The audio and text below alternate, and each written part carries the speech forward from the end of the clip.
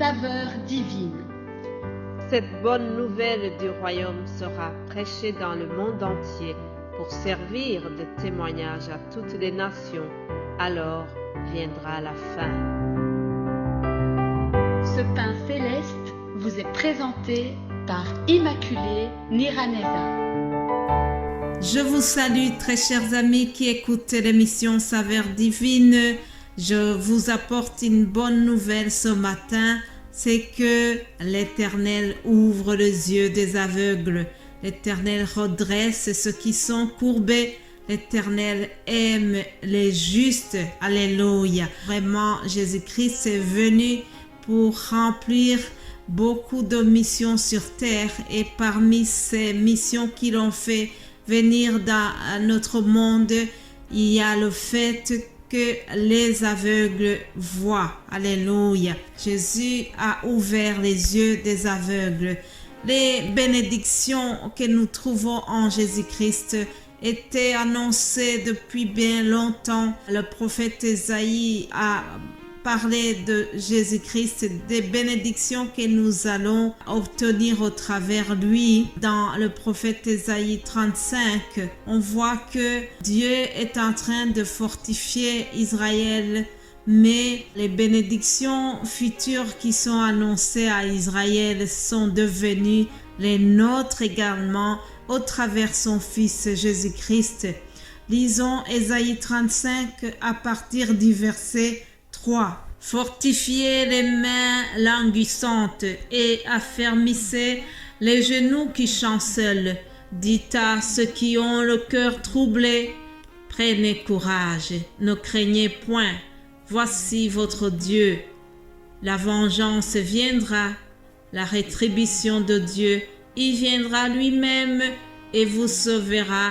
Alors s'ouvriront les yeux des aveugles. Alléluia. Alors s'ouvriront les yeux des aveugles. Oui, chers amis, ce que Ésaïe avait annoncé a été réalisé. Jésus-Christ est venu et il a ouvert les yeux des aveugles. Il y a plusieurs passages qui nous montrent comment Jésus les a guéris. Je vais choisir le chapitre 9 de l'Évangile selon Jean. Lisons l'Évangile selon Jean, chapitre 9. Jésus guérit un aveugle né. Jésus vit en passant un homme aveugle de naissance. Ses disciples lui posèrent cette question. Rabbi, qui a péché, cet homme ou ses parents pour qu'il soit né aveugle? Jésus répondit. Ce n'est pas que lui ou ses parents aient péché, mais c'est enfin que les œuvres de Dieu soient manifestées en lui. Il faut que je fasse, tandis qu'il est jour, les œuvres de celui qui m'a envoyé. La nuit vient où personne ne peut travailler. Pendant que je suis dans le monde, je suis la lumière du monde. Alléluia. Après avoir dit cela, il cracha à terre et fit de la boue avec sa salive. Puis il appliqua cette boue sur les yeux de l'aveugle et lui dit: Va et lave-toi au réservoir de Siloé, ce qui signifie envoyé. Il y alla, se lava et s'en retournant, voyant clair. Alléluia.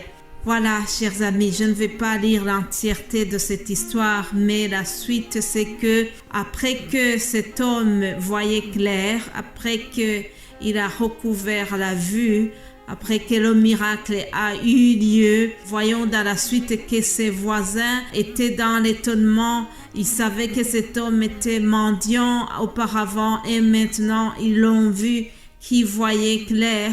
Alors ils se posaient des questions et ils se demandaient si c'est bien lui ou si c'était quelqu'un d'autre. Mais le monsieur leur a confirmé que c'était bien lui. On lui a demandé qui t'a ouvert les yeux.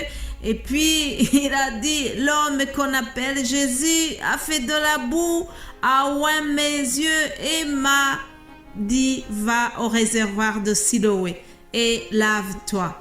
J'y suis allée et je me suis lavée et j'ai pu voir. Alléluia.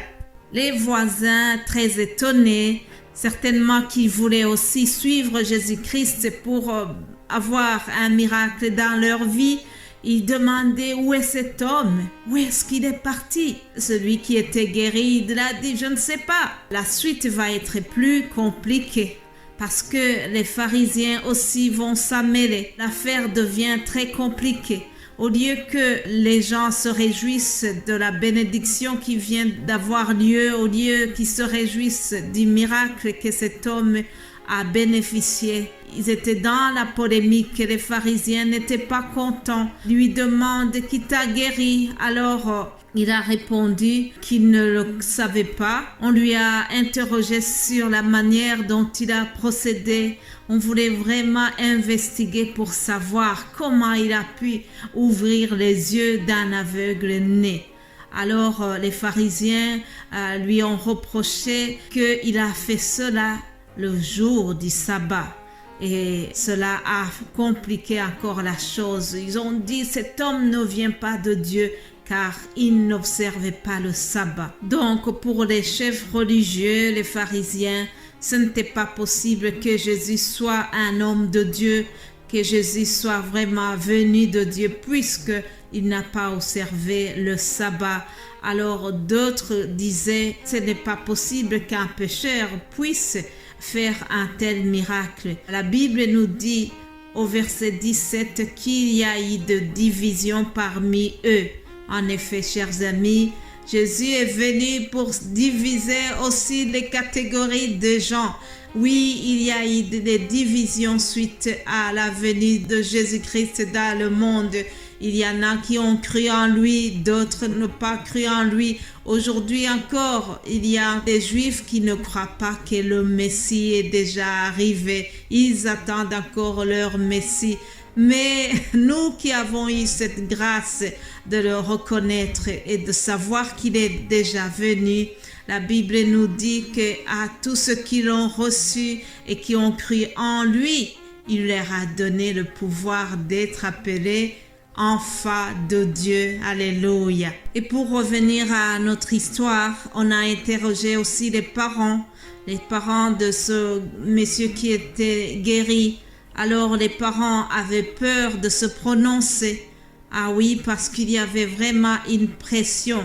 Ses parents craignaient qu'il soit exclu de la synagogue. Alors c'est pour ça qu'ils ont dit, il a de l'âge, interrogez-le lui-même. Mais bien-aimés de Dieu, ils ont fait tellement de pression sur cet homme qui était guéri. Alors ils ont dit, donne gloire à Dieu. Nous savons que cet homme est un pécheur. Et puis le jeune qui avait recouvert la vue, il a répondu au verset 25, s'il est un pécheur, je ne sais pas. Je sais une chose, c'est que j'étais aveugle et maintenant je vois. Alléluia. J'étais aveugle et maintenant je vois. Ah, lorsque quelqu'un a été touché par Jésus, lorsqu'on a reçu la grâce de Jésus-Christ, lorsque Jésus-Christ te sauve, quoi qu'il arrive, tu le sens, tu es au courant et tu as envie de le témoigner, quoi qu'il arrive. Mes bien-aimés de Dieu, moi-même qui vous parle, je rends grâce à Dieu parce que je reconnais que j'étais aveugle avant de rencontrer l'amour de Christ et maintenant je vois clair. Alléluia. Je prie que vous tous qui m'écoutez, si vous êtes encore dans une sorte d'aveuglement spirituel, que Jésus puisse vous visiter et que vous puissiez vraiment bénéficier de la grâce de Dieu. Alléluia. Voilà qui termine notre semaine. Vraiment, je prie que le Seigneur puisse toucher chacun de nous et que vous puissiez terminer cette année en beauté. Je vous souhaite de passer de très beaux moments de fin d'année, un bon réveillon. Voilà notre dernier message pour l'année 2023. Je remercie le Seigneur qui a été avec nous. Je le remercie parce que voilà, le 1er janvier 2024, ça fera 4 ans, 4 années que l'émission Saveurs Divines existe. Je rends grâce à Dieu pour toutes les bénédictions que nous avons eues au travers de cette émission. Soyez bénis au nom de Jésus-Christ. Bonne année. Amen.